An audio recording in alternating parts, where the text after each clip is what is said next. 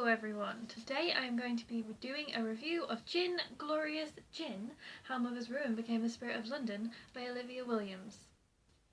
I entered a Goodreads giveaway and won this book for an honest review, so thank you Headline for that. I remember the first gin and tonic I had. It was on the deck in Devon at sunset overlooking the sea. It was lovely, but I'm not really a big drinker apart from that. I just have the occasional one, but it would be my go-to drink at a bar. So I was really happy when I won this. It's a non-fiction and it is the history of the gin in London.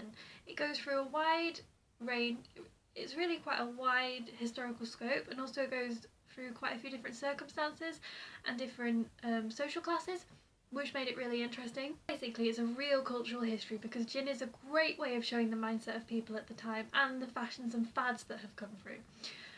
A lot of it is quite a dark history because British history isn't exactly the best. There was a lot of problems, people used gin as a way of coping.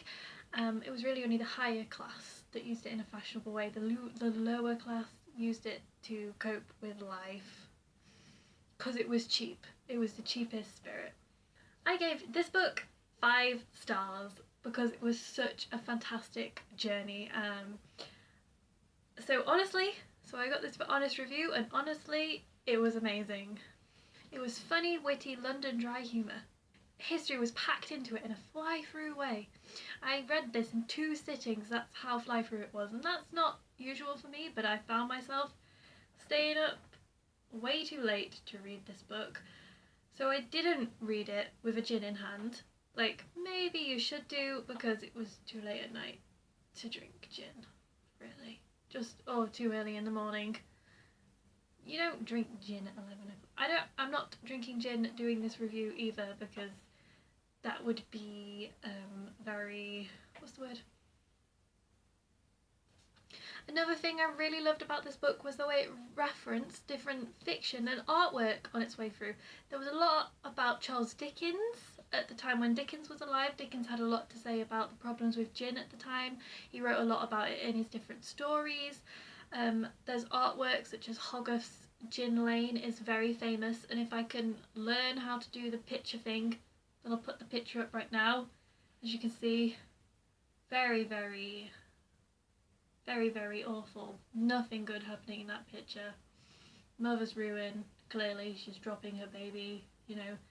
There's a person drinking themselves to death. There's children who are already addicted to gin. Even the part of Brideshead Revisited about how the Flight family enjoyed their gin and vermouth, I think, and James Bond, about the different gins he's had in his martini over the times. That was really fascinating. And there's also prominent people at the time and what they had to say about gin. For example, William Gladstone. He was a former Prime Minister of Britain. He had the very famous quote, "I am born down in a torrent of gin and beer," and that's exactly what he was. Dem licensing laws. But we're going to okay, this is a history book, but we don't want to get too much into the history.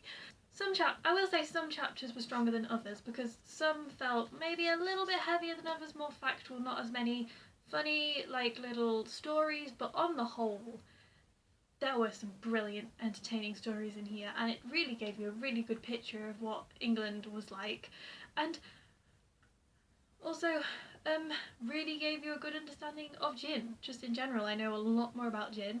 I know a lot more about the best way to prepare it, the different tonics I should use, the different types of gin there are. I have a lot of gin knowledge now. What also really gets you is what is in the end of this book. There's a great part the great part at the end tells you the brewing process for gin. It tells you the different botanicals, like what the juniper berries are and how they use them.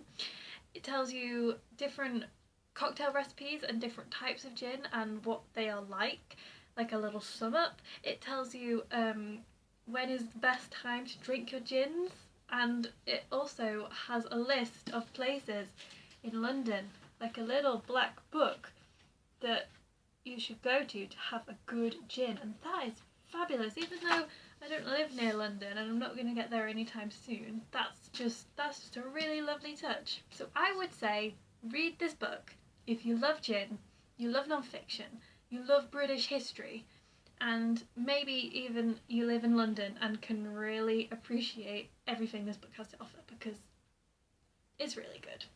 It also mentions the Queen and how the Queen likes her gin, and if you want to find out how the Queen likes her gin, read this book.